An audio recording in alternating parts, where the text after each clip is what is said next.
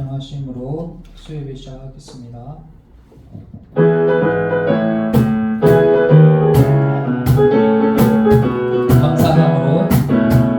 감사함으로 그 문에 들어가며 그의 궁정에 들어가 주께 감사드리며 그 이름을 송축할지어. 감사함으로 그 문에 들어가며 그의 궁정에 들어가 주께 감사드리며 그 이름을 송축할지어다. 주님의 기쁨 내게 임하네. 나 항상 기쁨 안에서 주 찬양. 주님의 기쁨 내게 임하네. 나 기쁜 찬송 주께 드린. 주님의 기쁨, 주님의 기쁨 내게 임하네. 나 항상 기쁨 안에서 주 찬양. 주님의 기쁨 내게 임하네. 나 기쁜 찬송 주께 감사함으로 함으로 그 문에 들어가며 그의 궁정에 들어가 이며 그 이름을 송축할지어다. 감사함으로 그 문에 들어가며 그의 궁정에 들어가 주께 감사드리며 그 이름을 송축할지어다. 주님의 기쁨 내게 임하네. 나 항상 기쁨 안에서 주 찬양. 주님의 기쁨 내게 임하네. 나 기쁜 찬송 주께 늘. 주님의 기쁨, 주님의 기쁨 내게 임하네. 나 항상 기쁨 안에서 주 찬양. 주님의 기쁨 내게 임하네. 나 기쁜 찬송 주께 늘. 나의 등 뒤에서 나를 도우시는 주. 나의 인생길에서 지치고 골마여 매일처럼 주저앉고 싶을 때 나를 밀어주시네. 일어나 걸어라 내가 새 힘을 주리니. 일어나 너 걸어라 내 너를 도우리. 나의 등 뒤에서 나를 도우시는 주. 평안히 길을 갈 때 보이지 않아도 쿵쿵하여 넘어질 때면 다가와 손 내미시네. 일어나 걸어라 내가 새 힘을 주리니. 일어나 너 걸어라 내 너를 도우리. 나의 등 뒤에서 나를 도우시는 주. 때때로 뒤돌아보며 여전히 계신 주. 잠잠한 미소로 바라보시며 나를 재촉하시네. 일어나 걸어라 내가 새 힘을 주리니. 일어나 걸어라 내 너를 도우리. 일어나 걸어라. 일어나 걸어라 내가 새 힘을 주리니. 일어나 너 걸어라 내 너를 일어나 걸어라. 일어나 걸어라 내가 새 힘을 주리니. 일어나 너 걸어라 내 너를 도우리. 일어나 걸어라. 일어나 걸어라 내가 새 힘을 주리니. 일어나 너 걸어라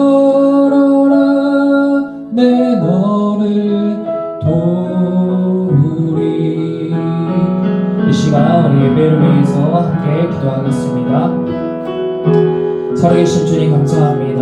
아버지 오늘도 우리 수요일 가운데로 인도하여 주시고 아버지 예배 가운데 주님께서 원하시는 뜻과 주님께서 원하시는 길을 우리 가운데 보이게 하시니 주님 감사합니다. 아버지 우리 안에 있는 악한 것들 정결하지 못한 것들 아버지 이 시간 주님께서 성령님께서 우리에게 알게 하시고 아버지 이것들 고쳐주시고 회복시켜주시기를 원합니다.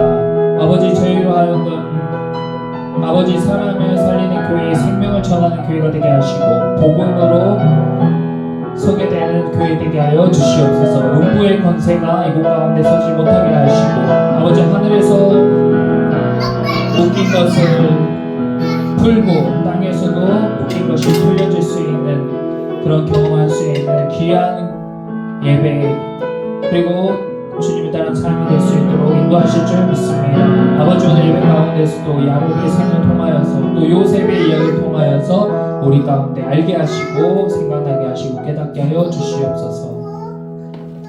고마우신 주님 감사합니다. 아버지 오늘 또 수요 예배로 주님 인도하여 주시고 아버지 우리 가운데 정결하지 못한 것들 악한 것들 주님께서 비추시고 깨끗게 하실 줄 믿습니다. 아버지 오늘도 찬양함으로 기도함으로 말씀 가운데 우리를 변화시키시고 감동시키시고 주님을 닮아가도록 인도하여 주시옵소서.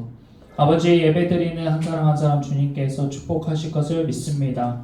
아버지 또한 우리 처음사랑 교회를 위하여서 기도하오니 아버지 이곳 가운데 하나님의 사람들이 나게 하시고 하나님을 기쁘시게 하고 주님께서 예정하신 것과 아버지 주님의 뜻대로 인도하심을 따라 아버지 살아갈 수 있는 섭리가 있는 섭리를 경험하는 교회가 되게 하여 주시옵소서. 오늘도 살아계신 주님께서 함께 하실 것을 기대하며 감사드리며 예수님의 이름으로 기도드립니다.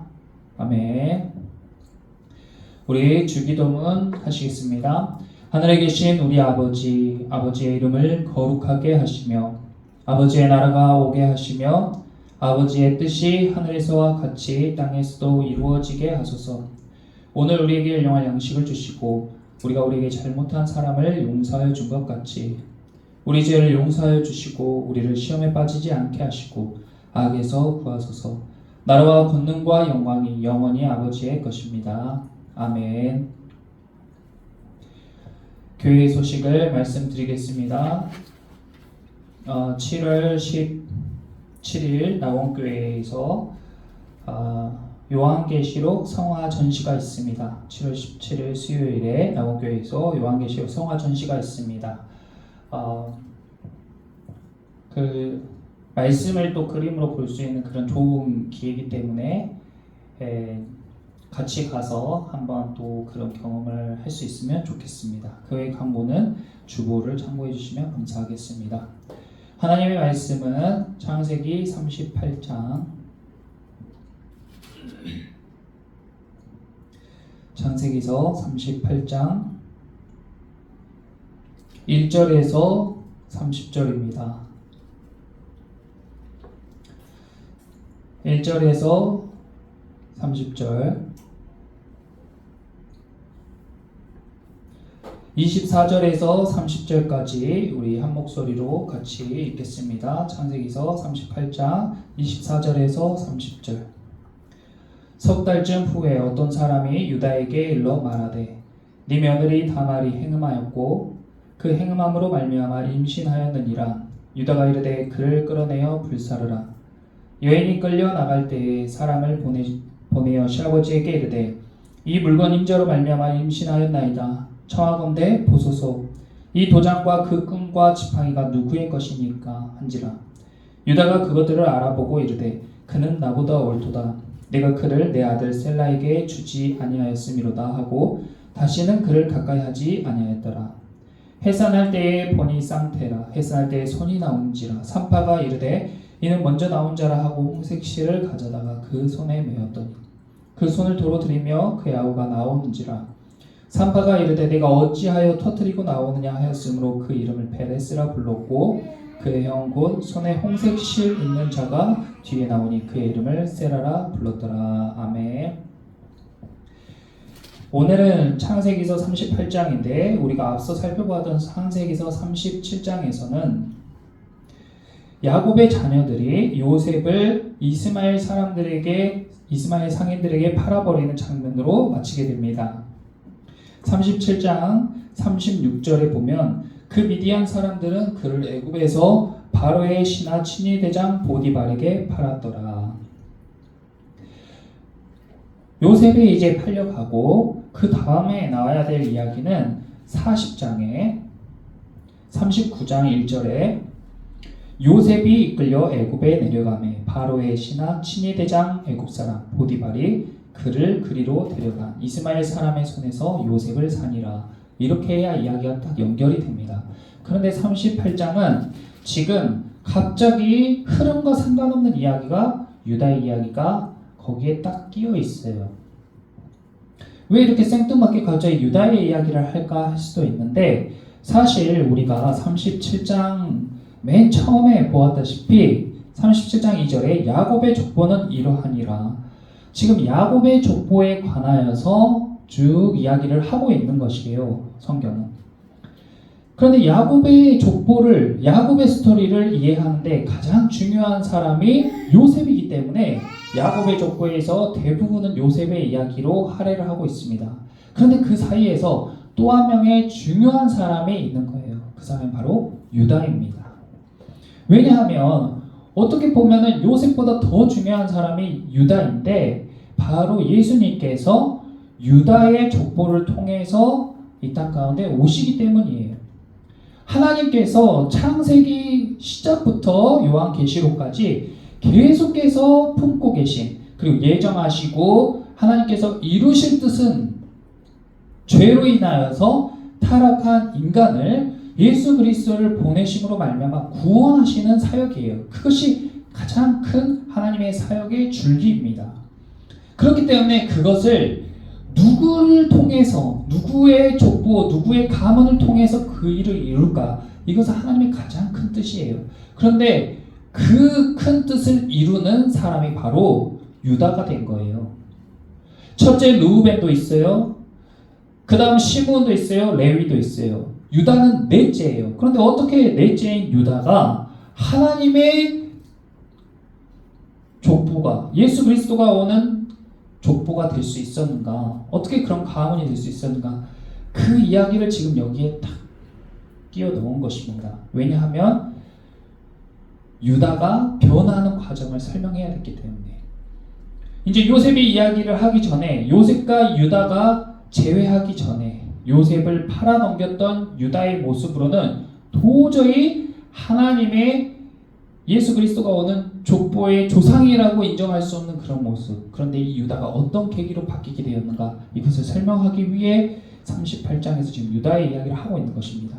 그 이야기는 정말 놀랍죠. 요즘 드라마나 영화에서도 불륜 이야기가 참 인기가 많지만 어떻게 성경에서 이런 이야기를 할 수가 있는지, 이거 보통 불륜이 아니라 바로 시아버지와 며느리 간의 부적절한 관계를 이야기하고 있는 거예요. 노엘이가 보기에도 놀랍죠. 어떻게 이런 일이 있을 수 있는가? 근데 성경은 이런 걸 감추질 않는단 말이에요. 다른 종교서적들이나 다른 인문서적들은 이런 부끄러운 일은 가려버려요. 하나님의 영광을 나타내기 위해 이런 부끄러운 일들은 다 편집한다고요. 정치인들이나 왕도 자기 실록을 적을 때, 아니면 자기 자서전을 적을 때 부끄러운 이야기는 다 지워버리고 다 덮어버려요. 그런데 하나님은 그렇게 하시지 않는 거예요. 다 적나라하게 이야기하십니다. 38장 1절, 그 후에는 유다가 요셉을 팔아넘긴 이후에요.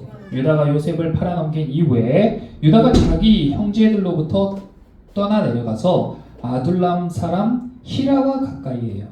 가장 먼저 유다가 왜 이렇게 죄인이 되었는가, 왜 이렇게 타락하게 되었는가, 왜 이렇게 변질되었는가를 설명하는 거예요. 유다가 이렇게 타락하고 죄를 짓고 변질되는 가장 첫 번째 이유가 뭐였냐면 바로 형제들로부터 멀어지고 아둘람 사람 히라와 가까이 있기 때문입니다. 신앙생활하는 사람들이, 신앙생활하는 사람, 그리고 교회에서 같이 가깝게 지내던 사람들을 멀리하고 그들로부터 떨어지고, 그리고 밖에 있는 친구들과 가까이 지내기 시작할 때부터 그 사람은 변질되고 타락하고 죄와 가까워지기 시작하는 거예요. 유다도 그랬어요. 그래서 그 히라와 가까이 하니까 바로 이어서 2절에 유다가 거기서 가나안 사람 수아라 하는 자의 딸을 보고 그를 데리고 동침해요. 이것은 결혼했다 이야기가 아니고 수아의 딸을 보고 그냥 마음에 드니까 그 여인과 동침을 먼저 했다고 이야기하는 겁니다. 이것은 지금도 마찬가지고 과거에도 적절한 관계가 아닌 거예요. 형들은 야곱의 자녀들은 자기의 동생 디나가 세겜 사람으로부터 강간을 당한 거 가지고 분개하면서 그 동네 사람 다 죽였던 사람들이에요. 그런데 야곱은 수아의 딸을 보고 마음에 든다고 바로 동침을 해버렸습니다. 그리고 결혼하지 않은 상태에서 임신하고 아들을 먼저 낳은 거예요. 그러니까 이 히라를 가까이 함으로 인해서 유다의 이 세계관, 유다의 이 사상이 점점 세속적으로 변하고 가나안의 것과 가까워지고 결혼하지 않아도 동침할 수 있지, 결혼하지 않아도 임신할 수 있지, 이렇게 생각이 바뀌는 거예요. 자기 아버지와 형들과 같이 있을 때는 그렇게 상상할 수 없었던 일들이었습니다. 그렇게 해서 유다가 부적절한 관계로 세 아들을 낳게 되는데 첫째가 엘이고 둘째가 오난이고 셋째가 셀라예요. 그래도 유다의 첫째 아들이 엘이잖아요. 그래도 유다가 첫째 아들을 하나님이라고 지었네? 그래도 신앙이 남아있네? 라고 생각했어요. 그런데 원어사전을 찾아보니까 이것은 하나님을 나타내는 엘이 아니었어요. 이것은 에르라고 발음하더라고요. 에르. 그러니까 하나님과 관계가 없는 이름이었어요. 오난도 마찬가지고 셀라도 마찬가지입니다. 그러니까 이것은 유다가 얼마나 하나님으로부터 멀어져 있는 상태인지, 지금 마음이 얼마나 하나님으로부터 떨어져 있는 상태인지 알 수가 있는 모습이죠. 그리고 그 수아의 딸과 동침해서 아이를 낳은 지 약 한 20년 정도 시간이 흘렀어요. 그러니까 아이들이 이제 장성한 타이밍에 그 첫째 애를 위해서 아내를 데려오는데 그 아내의 이름이 다말이었습니다. 6절에 애를 위하여 아내를 데려오니 그의 이름은 다말이었더라. 이 다말이라는 여자가 굉장히 중요한 인물이 되어버렸어요. 사실은 유다의 집안의 시집온 며느리이자 그 자녀들의 아내일 뿐인데 이 여인이 왜 이렇게 중요한 인물이 됐는지, 유다의 아내는 중요하지 않기 때문에 이름도 안 나왔잖아요. 그냥 수아의 딸이라고만 나왔어요. 그런데 그의 며느리는 이름을 기록했다는 것은 그만큼 이 여인이 중요한 여인이 되었기 때문입니다. 7절에 유다의 장자 엘이 여호와가 보시기에 악함으로 여호와께서 그를 죽이신지라. 하나님이 어지간해서는 하나님의 손으로 사람을 죽이시는 분이 아닌데 유다의 자녀 엘이 얼마나 큰 치명적인 잘못을 했든지 하나님께서 직접 그를 죽이셨어요. 그러니까 이 다말은 시집을 왔는데 남편이 갑자기 죽게 된 거예요. 그런데 이 유대인의 전통에서는 형제가 죽게 되면 그 형제의 아내를 동생이 데리고 와서 아내를 삼는 것이 유대인의 전통이에요. 그렇게 해서 자녀가 없는 형의 그 대를 잇게 해주는 것이죠. 그래서 아버지인 유다가 둘째 오난에게 네 형수에게 들어가서 남편의 아우된 본분을 행하여 내 형을 위하여 씨가 있게 하라. 그러니까 오난에게 네 형수와 동침해서 네 형은 지금 애가 없잖아, 자녀가 없잖아. 그러니까 너가 대신해서 자녀를 낳아. 그래서 오난과 이 다말이 동침하여 아이를 낳게 되면 그들 사이에서 나온 자녀가 오난의 아이가 아니라 엘의 아이가 되는 거예요. 그래서 엘의 상속을 그 자녀가 다 받게 됩니다. 그리고 그의 아버지는 오난이 아니라 엘이 되는 거예요. 그런데 이 둘째 오난이 자기의 자녀가 형의 자식으로 두는 것이 싫었는지, 아니면 아버지에게 받아야 될 상속이 형의 몫이 분리되는 것이 싫었는지 어떤 이유인지 모르겠는데 다말과 관계하다가 중간에 설정을 땅에 했어요. 그러니까 이게 어떤 의미인지 정확히 알 수는 없지만 임신이 되지 않게 했다 그 말이에요. 그러니까 오난이 형수와 관계하다가 임신이 되지 않게 행동하는 것을 보고 그것도 하나님 보시기에 악한 행동이었기 때문에 둘째도 죽이셨습니다. 하나님이 왜 이렇게 엄격하신가? 왜 이렇게 다른 사람들에게는 아니 에서의 자손이나 이스마엘의 자손들은 더 나쁜 짓을 하는 것 같아도 가만히 두는데 왜 이 유다의 자녀들에게 유독 이렇게 혹독한 대가를 치르게 하시는가? 그것은 서두에 이야기한 것처럼 다른 가문과 달리 이 유다의 족보는 유다의 가문은 앞으로 장차 예수님이 오실 것을 예정하신 하나님이 그 뜻 안에 있는 가문이기 때문에 이렇게 엄격하신 거예요. 교회도 마찬가지고 성도도 마찬가지입니다. 밖에 있는 사람이 그렇게 행동하니까 나도 똑같이 행동해야지 그렇게 하면 안 되는 거예요. 우리는 하나님 안에 있는 사람들이기 때문에 하나님의 축복도 우리 가운데 있지만 하나님의 징계도 우리 가운데 있는 겁니다. 그래서 우리는 하나님의 사람으로 살아가면서 두렵고 떨리는 마음으로 하나님을 경외하며 의식하며 살아가야 되는 거예요. 주변에 내 이웃들이 어떻게 살든지 간에 그런 것들을 본받아서는 안 됩니다. 특히 젊은 사람들이 요즘 시대에 결혼하기 전에 같이 살아보고 결혼해야지 이런 이야기 많이 하는데 그런 것들에 우리가 물들어서는 안 돼요. 우리는 우리 정체성을 지키고 하나님의 뜻대로 하나님 보시기에 부끄럽지 않게 행동해야 됩니다. 둘째 오난까지 죽었어요. 그러니까 이제 유다의 자녀가 딱 하나 남은 겁니다. 그러니까 유다가 어떻겠어요? 유다가 아이고 며느리 하나 잘못 들어와서 가정이 다 풍비박산 났구나. 그러니까 이 다말 책임으로 다 몰아가겠죠. 우리도 그런 걸 보잖아요. 집안에 며느리가 잘못 들어와서 사업이 망했네, 누가 아프네, 누가 돌아가셨네. 근데 사실 그 사람 탓 아닌데 괜히 그런 그 누명과 억울함을 그 며느리가 다 안고 가는 그런 모습을 우리도 볼 수 있잖아요.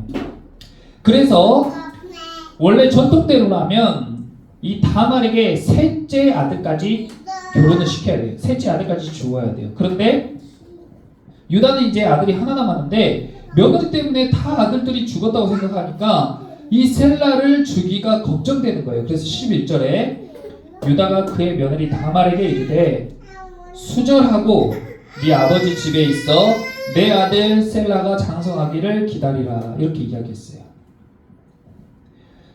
그러니까 셀라는 아직 결혼할 때가 안 됐으니까 너는 수절하고 남자를 가까이 하지 말고 너네 아버지 집에 가서 기다려. 셀라가 그때까지 기다려 하고 보냈는데 사실 속내는 뭐였어요? 유다의 속내는 셀라도 그 형들같이 죽을까봐 염려돼서 일단 다말과 떨어뜨려 놓은 거예요. 시간을 그냥 본 거죠.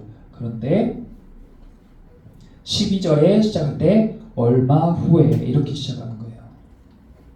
그러니까 지금 38장 1절에 그 후에 요셉을 판 이후부터 유다와 다말 이야기가 시작되는 서론이 여기까지였고 그리고 이제 본론으로 들어가는 시작이 바로 이 얼마 후에입니다. 이 얼마 후에는 잠깐의 시간이 아니고 셀라가 장성할 때까지 기다리라고 이야기한 유다의 말처럼 이제 셀라가 결혼할 수 있는 나이까지 성장했을 시기예요. 그게 바로 이 얼마 후입니다. 이제 셀라는 결혼할 수 있는 나이가 됐는데 유다는 아마 다말과의 약속을 잊어버린 것 같아요. 다말은 계속해서 그날이 오기만을 기다리고 있는데 유다는 까맣게 잊어버리고 살고 있었습니다. 그런데 여기에서도 하나님의 예정하심이 유다의 가문에서 예수 그리스도가 나오게 하시는 게 하나님의 예정이었잖아요. 그렇기 때문에 그 예정을 이루시기 위한 하나님의 섭리를 우리가 살펴보는 거예요. 하나님께서 어떻게 일하시고 하나님께서 어떻게 인도해 가시는지 정말 자격 없는 유다가 어떻게 예수님의 족보의 조상이 되는지 그리고 그의 자녀들 중에 누가 그 계보를 잇게 되는지 그런 것들을 우리가 살펴보는 겁니다. 유다의 자녀들은 첫째 엘이 죽었어요. 둘째 오난이 죽었어요. 셋째 셀라가 남았습니다. 그러면 유다의 가문에서 예수님이 오신다면은 셀라를 통해 오는 게 맞아요. 그런데 얼마 후에 유다의 아내 수아의 딸이 죽습니다. 하나님의 일하심을 보세요. 이 일이 시작되는데 이제 다말과 유다 관계가 본론이 들어가는 이 시점에 유다의 아내를 죽게 하셨어요. 어떤 영문인지 모르겠는데 그녀가 죽고 시작합니다. 유다가 아내의 죽음으로 크게 상심했던 것 같습니다. 그래서 유다가 위로를 받은 후에, 이 글은 계속 이어지지만 이 시기는 우리가 가늠할 수 없어요. 유다의 아내가 죽고 난 이후에 유다가 어떻게 위로받았는지, 얼마 만에 위로받았는지. 아무튼 그는 위로를 받은 이후에 그의 친구 아둘람 사람 히라와 함께 딥나로 가요. 또 이 사람은 히라랑 있는 거예요. 히라가 옆에서 이야기하는 대로 영향을 받고, 히라가 옆에서 하자는 대로 하게 되고, 히라와 같이 이 라이프를 즐기니까 점점 히라를 닮은 모습으로 유다가 변해져 가는 겁니다. 딥나로 올라가서 자기의 양털 깎는 자에게 이르렀어요. 어떤 사람이 다말에게 말하되 네 시아버지가 자기의 양털을 깎으려고 딥나에 올라왔다 하는 거예요. 이 양털을 깎는 것은 단순히 이발하러 가는 것이 아니라 마치 농부가 1년 동안 엄청 수고해가지고 이 곡식을 다 있게 만들었는데 그 곡식을 추수하는 시점, 그것이 바로 양을 키우는 목자들이 양털을 깎는 시점입니다. 이 양털을 깎는 시기에 이 털을 다 깎아서 사람들에게 팔면 그 양털로 옷도 만들고 천도 만들고 이렇게 그것을 비싸게 이렇게 통용하게 되고, 양을 키우는 사람들은 그 양털을 깎아가지고 자기가 1년 동안 사용할 돈을 벌게 되는, 그러니까 목돈이 들어오는 시점이란 말이에요. 그러니까 이 시점에 어떤 일이 있냐, 1년 동안 수고한 사람들이 목돈이 들어와요. 그럼 뭐 하겠어요? 돈이 들어오면은 기쁘게 술을 마시죠. 친구들과 같이 술을 마셔요. 그리고 흥건하게 취한 이 유다가 와이프가 없잖아요. 그 와이프가 없으니까 외로웠을 거 아니에요. 그러니까 그 외로움을 달래러 여인을 찾아가는 것이죠. 그런데 그것을 예상한 이 다말이 14절에 그가 그 과부의 의복을 벗고, 지금까지는 과부의 의복을 입고 있었어요. 그래서 남자를 멀리 했어요. 시아버지가 이야기한 것처럼 셀라를 기다렸어요. 그런데 이 시아버지를 보니까 자기를 잊어버린 것 같아. 셀라가 장성해서 결혼할 때가 한참 지났는데 자기를 찾질 않아. 그러니까 이 다말이 위험천만한 시도를 하게 된 겁니다. 자기 시아버지가 양의 털을 깎고 그 다음에 어떤 행동을 할지를 알기 때문에 이 며느리가 이런 행동을 하는 거예요. 의복을 벗고 너울로 얼굴을 가리고 몸을 휩싸고 딥나 길곁 에나임 문에 앉아 있어요. 셀라가 장성함을 보았어도 자기를 그의 아내로 주지 않음으로 말미암아 이렇게 행동한 거예요. 며느리가 얼굴을 가리고 있으니까 유다는 그녀의 얼굴을 알아보지 못했습니다. 그리고 그 복장을 보고 성경에 창녀로 여겼다고 나와 있어요. 그러니까 몸을 파는 여인으로 안 거예요. 그래서 길 곁으로 그녀에게 가서 청하건대 나로 내게 들어가게 하라 이렇게 이야기했어요. 그러니까 몸을 파는 여자인 줄 알고 자기에게 이제 목돈이 들어왔으니까 그동안의 외로움을 달래려고 이 여인에게 나로 너에게 들어가게 하라 이렇게 이야기를 한 거예요. 그랬더니 이 여인이 당신이 무엇을 주고 내게 들어오려 하느냐 이렇게 이야기했어요. 그랬더니 유다가 내가 내 떼에서 염소 새끼를 주리라. 그러니까 양털을 팔아가지고 지금 짐승들이 많이, 원래 목축업을 하니까 유다는 짐승이 많이 있었겠죠. 그래서 그 중에 염소 새끼를 너에게 주겠어 하고 이렇게 약속을 하는데 지금 염소 새끼를 가져온 건 아니잖아요. 그러니까 이 여인이 그러면 염소 새끼를 지금 당신이 가지고 있지 않으니까 담보물을 나에게 줘라. 그러니까 유다가 지금 무슨 담보물을 내게 줄까 하고 이야기하는 거예요. 그러니까 유다는 지금 마음이 급하죠. 남자는 이런 타이밍에 눈에 보이는 게 없잖아요. 마음이 막 급하니까 뭘 주라 해도 다 주겠죠. 그런데 이 여인이 당신의 도장과 그 끈과 당신의 손에 있는 지팡이로 담보물을 해라 이렇게 이야기해요. 그리고 유다는 생각도 안 하고 그래 가지고 있어 하고 다 줘버리고 그리고 그녀에게로 들어갔어요. 그런데 딱 한 번 그녀와 관계 했는데 바로 임신이 딱 돼버린 거예요. 하나님의 인도하심이죠. 생명이 생기는 것 그리고 생명이 죽는 것 다 하나님의 섭리이고 하나님의 인도하심인 줄 믿습니다. 이제 유다는 일어나서 떠나갔어요. 그리고 이제 유다는 또 자기는 안 그런 사람인 척 하면서 갔겠죠. 그리고 자기 친구 아둘람 사람 히라를 또 찾았어요. 그래서 히라에게 은밀하게 이야기하는 거죠. 야, 히라야, 내가 이러이러한 일이 있었는데 그 길가에 있는 그 몸을 판 여인에게 내가 이렇게 염소 새끼를 주기로 했어. 근데 내가 체면이 있지, 다시 내가 가기가 좀 그러니까 너가 대신 가서 좀 이렇게 해줘 하니까 히라가 그래, 그럼 내가 가서 그녀에게 이 염소 새끼를 주고 네가 맡겨놓은 담보물을 받아올게 하고 갔어요.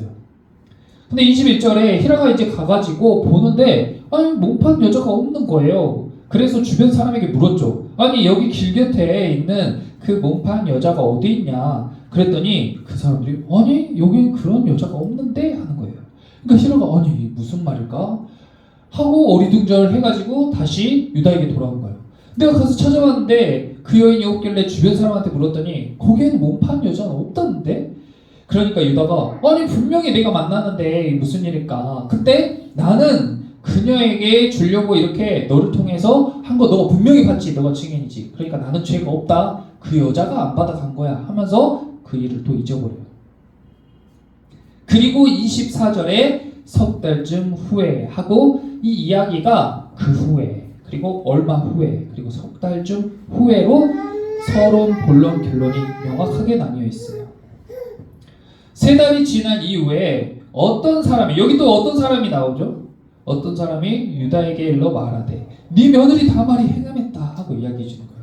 우리는 37장에서도 어떤 사람이 갑자기 나와가지고 요셉이 막 길을 잃고 방황하고 있는데 야 너가 누구 찾고 있어 지금. 그러니까 형들을 찾는데요. 너 형들 도단으로 갔어 하고 알려주는 어떤 사람이 있었고 또 지금 유다가 석 달 뒤에 까맣게 잊고 있는데 자기가 했던 일을 까맣게 잊고 있는데 야 네 며느리가 지금 행음해가지고 임신을 했대 하고 어떤 사람이 알려주는 거예요. 그러니까 유다가 듣자마자 화가 머리 끝까지 올라가지고 그를 끌어내 불살라 이러는 거예요. 아예 뭐 생각할 필요도 없고 그 말을 듣자마자 너무 열이 올라가지고 보통은 가늠한 여인은 돌로 쳐서 죽이는 것이 일반이죠. 그런데 불에 태우라는 것은 완전 지옥을 경험하게 하는 가장 고통스럽게 죽이는 방법이에요. 그러니까 그 며느리로 하여금 어떻게 이 며느리가 이럴 수가 있냐 하고 아주 분개하면서 내린 결론이 불에 사르라는 거였어요. 그런데 이 다말이 이제 시아버지의 명령으로 사람들에게 이제 끌려가요. 이제 불에 타 죽게 생겼어요. 끌려가면서 그녀의 시선에 시아버지가 딱 보였을 때 그녀가 이제 큰 소리로 외칩니다. 청하건대 보소서 하면서 시아버지를 향해 아버지 이것 좀 보세요 하고 외치는 거예요. 이 도저가 이 끈과 지팡이가 누구 겁니까 하고 막 외치는 거예요. 그 불구덩이 지금 던져지기 직전에 외치는 거예요.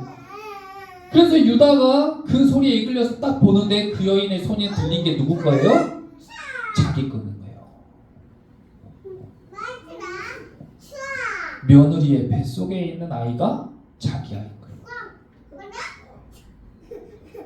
엄청나게 충격적이죠. 유다가 그것들을 알아보고 이르되 여기에서 이제 중요한 거예요.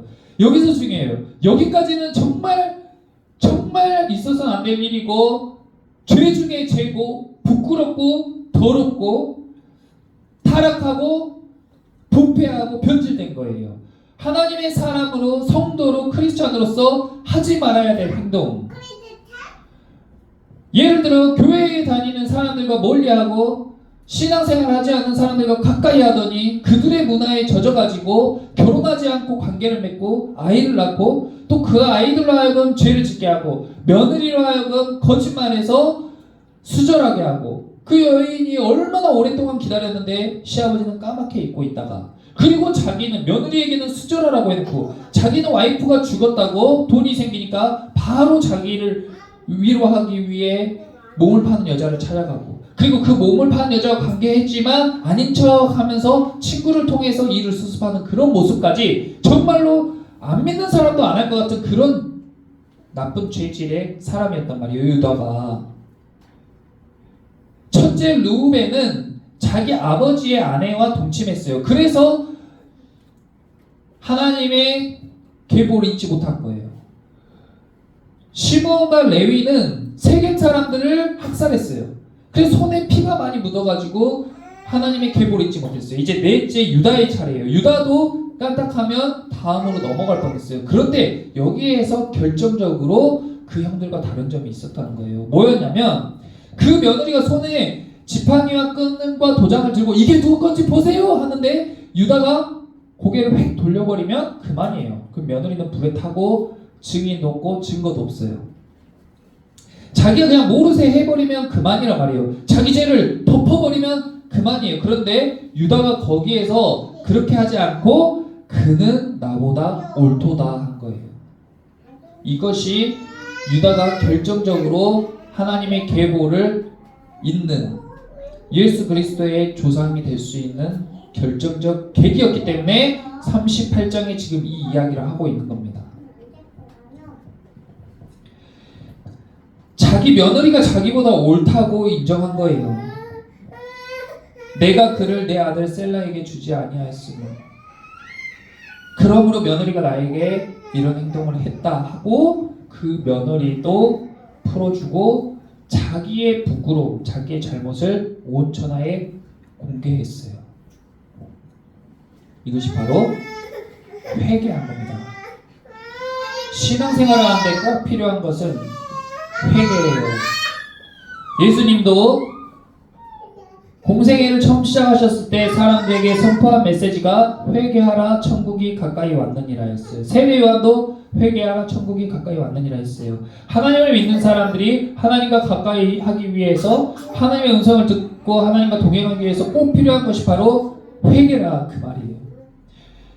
그래서 오늘 이 유다와 다말을 통해서 회개에 대해서 우리가 나누고 어떻게 유다가 회개함으로 인해서 하나님의 사람이 되었는지 그리고 그 뒤에 그 사람이 어떻게 변했는지 회개란 무엇인지 우리가 잠깐 살펴보려는 거예요. 먼저 이야기하자면 회개한다고 우리 죄가 다 사라지는 건 아닙니다. 유다가 죄를 지은 것을 회개했다고 다 없어지는 건 아니에요. 어떤 유명한 영화에서 아주 못된 죄를 지은 죄인이 나는 회개했으므로 이제 죄가 없어요 하는 걸 보고 막 사람들이 붕괴하고 그랬는데 그렇게 회개한다고 모든 죄가 사라지는 게 아니에요. 단지 회개함으로 인해 예수님을 닮아가고 하나님을 기쁘시게 해드리는 겁니다. 왜냐하면 그 회개가 바로 변화의 시작이기 때문이에요. 유다는 이 시점부터 이제 다른 사람이 돼요. 이전 것은 지나갔으니 보라 새 것이 되었다. 유다는 새 것이 됩니다. 회개함으로 인해서. 죄가 없어지는 게 아니에요. 회개함으로 죄가 없어지는 게 아니고 우리의 죄를 다 도맡아서 속죄하신 예수 그리스도의 그 공로로 우리의 죄가 용서받고 죄 사함을 받은 겁니다. 하지만 우리가 그 구원의 문제를 위한 그 죄 사함과 우리의 일상에서 지은 이 죄와는 똑같은 게 아니에요. 우리는 하나님 공의로우시기 때문에 반드시 죄값을 치르게 하십니다. 그런데 똑같이 죄에 대한 벌을 받더라도 한 사람이 받는 벌은 심판에 의한 형벌이 되고 회개함으로 벌 받는 사람은 사랑에 의한 징계가 되는 거예요. 유다는 두 자녀와 아내가 죽는 벌을 받았어요. 그리고 자기의 부끄러움이 온 천하에 드러남으로 인해서 그 수치심과 그 부끄러움을 다 감당해야 했습니다. 그렇지만 하나님이 보시기에는 그것이 기쁜 일이었다는 거예요.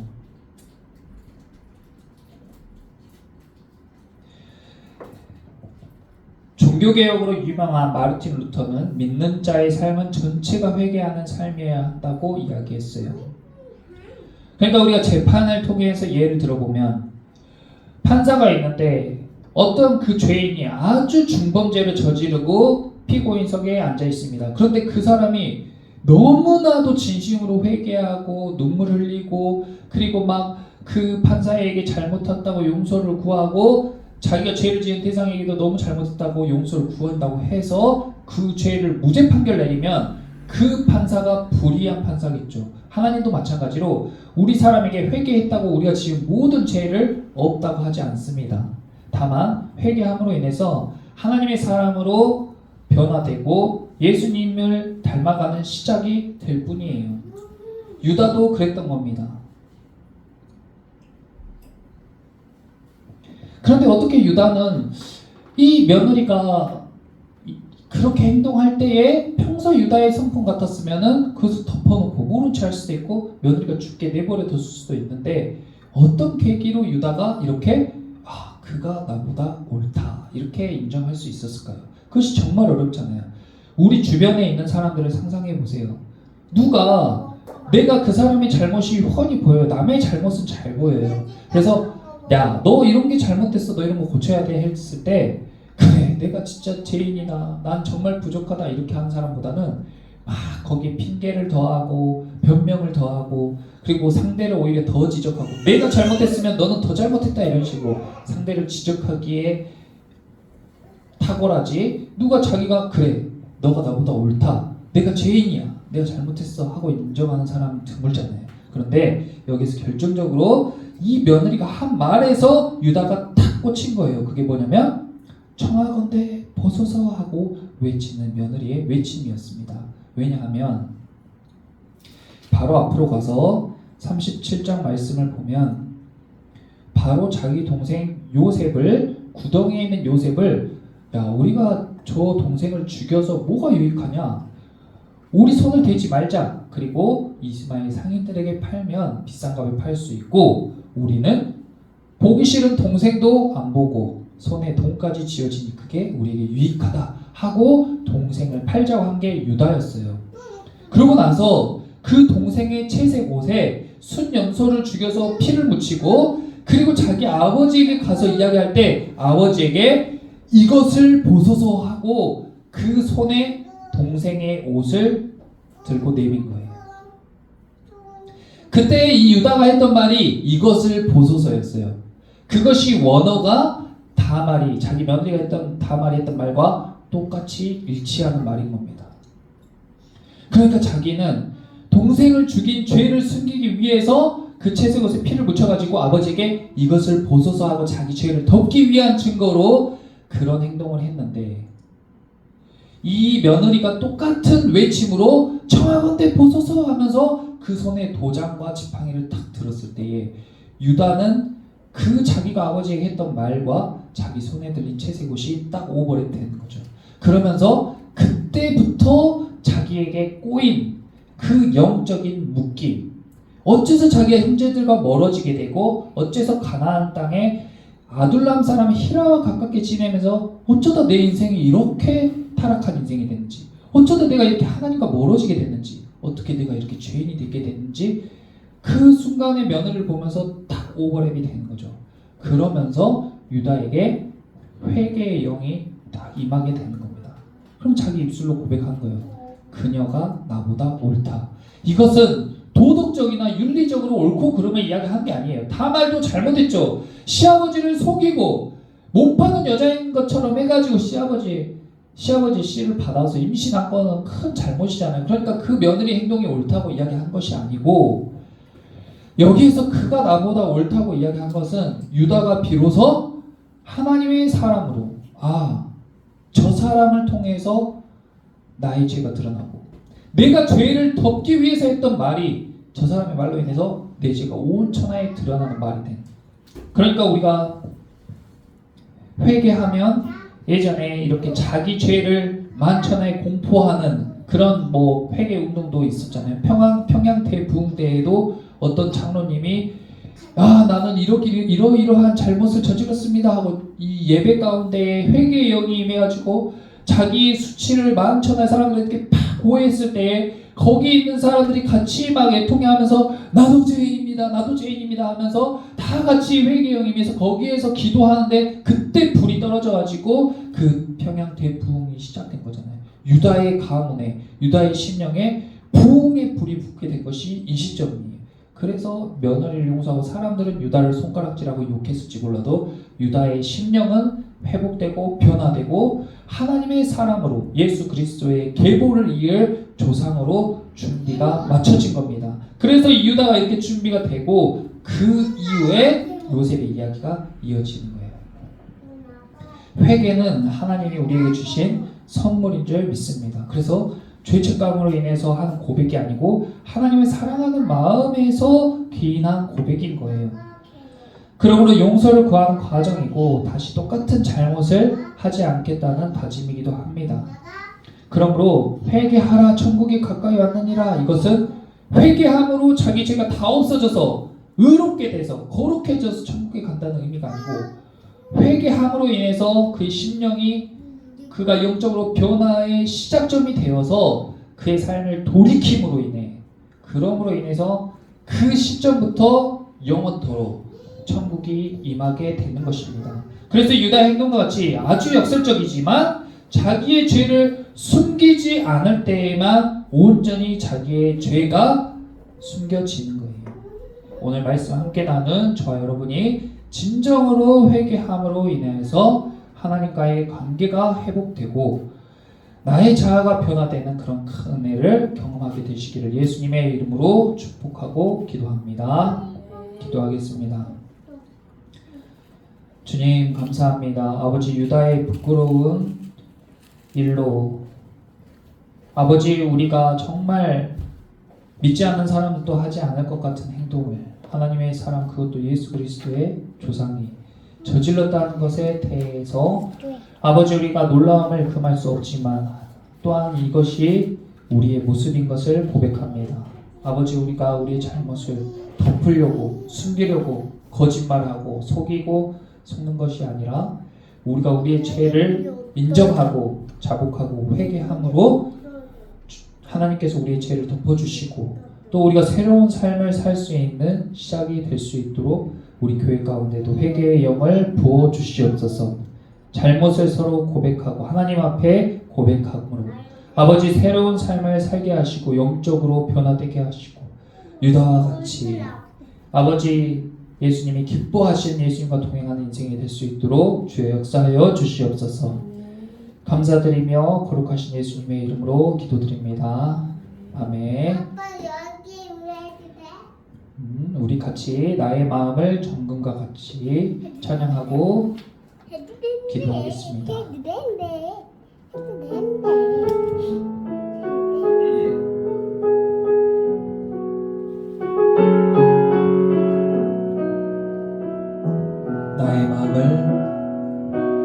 나의 마음을 정금과 같이 정결케 하소서. 나의 마음을 정금과 같이 하소서.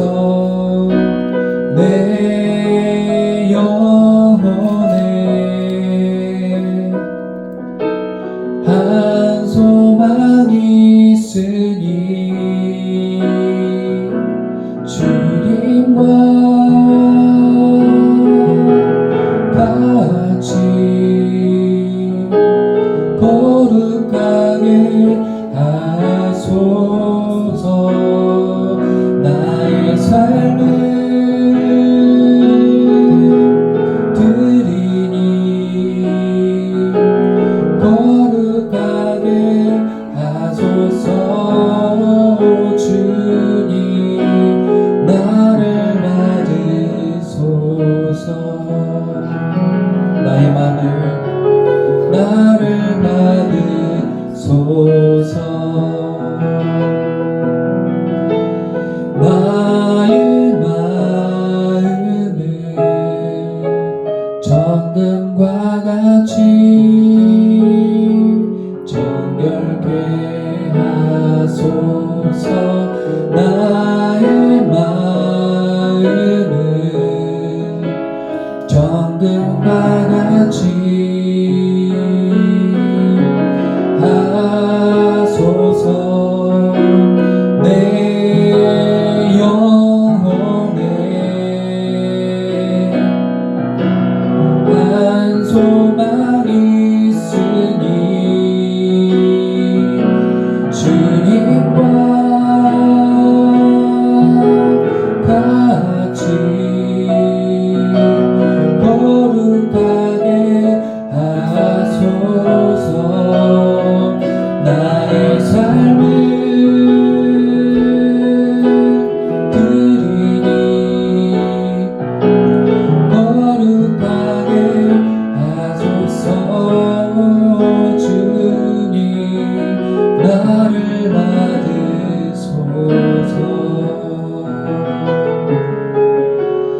나를 받으소서. 이 시간 우리 주님과 같이 거룩하게 해주세요. 우리가 회개함으로 인해서 아버지 우리가 주님께 드려지고 주님께서 우리를 받아주시는 귀하고 복된 인생이 되게 해주세요. 이 시간 함께 기도드리겠습니다. 고마우신 주님 감사합니다. 아버지의 말씀을 통하여서 우리의 삶을 비춰주시고 아버지 우리의 심령 가운데 악한 것들, 더러운 것들, 고쳐야 될 것들, 상처와 아픔들을 드러내게 하시고 아버지 그것들을 치유해 주신 주님 감사를 드립니다. 아버지 우리가 주님을 닮아가기 원합니다. 너무 부족하고 너무나도 형편없는 삶이지만 하나님께서 우리를 긍휼히 여기시고 사랑하심으로 말미암아 우리를 부르셨사오니 아버지 우리가 주님 안에서 기쁘게 아버지 주님께서 원하시는 그 모습대로 회복되어지고 회개함으로 인해서 변화된 삶을 돌이키는 삶을 하나님께로 돌아가는 삶을 살아갈 수 있도록 주여 도와주시옵소서. 아버지 내가 의롭다고 생각하는 사람일수록 더욱더 죄인됨을 고백합니다. 유다는 며느리에게는 수저라고 해놓고 자기는 몸을 판 여자를 찾아갈 만큼 겉으로는 도덕적이고 윤리적이고 겉으로는 아버지 영향력 있는 가문이었지만은 그 안에는 형편없는 영적으로 궁핍하고 갈급한 사람이었습니다. 자녀들의 죽음으로 인하여서 두려워하고 아내의 죽음으로 인하여서 낙심한 사람이었습니다. 그러나 그 유다가 회개함으로 말미암아 며느리로 인하여서 깨닫게 됨으로 말미암아 아버지 회개의 영이 그에게 부어졌을 때에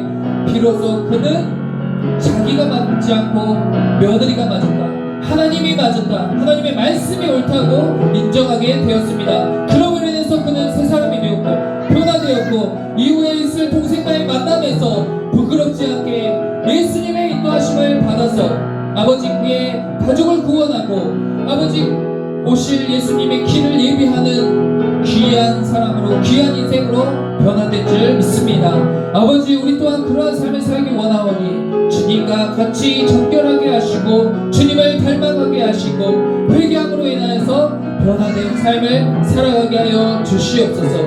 아버지 그래서 하나님의 기쁘시게 하는 하나님이 원하시는 정의와 하나님이 살아계시다는 것을 전하는 인생들이 되게 하시고 아버지 하나님의 선하시고 기뻐하시고 원하신 뜻이 무엇인지 분별할 수 있는 인생이 되게 하시고 영적으로 민감한 사람들이 되게 하여 주시옵소서. 그래서 하나님이 주시기 원하시는 신령한 복을 받게 하시고 무엇보다도 하나님을 만나 배울 때에 그의 영광을 보는 귀한 인생들이 되게 하여 주시옵소서.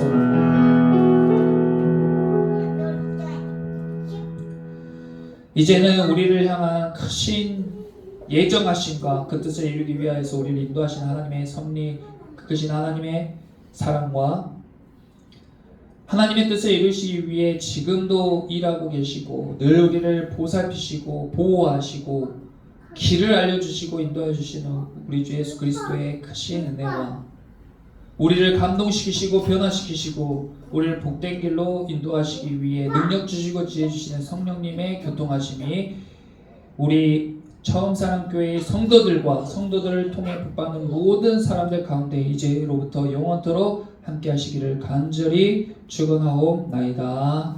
아멘.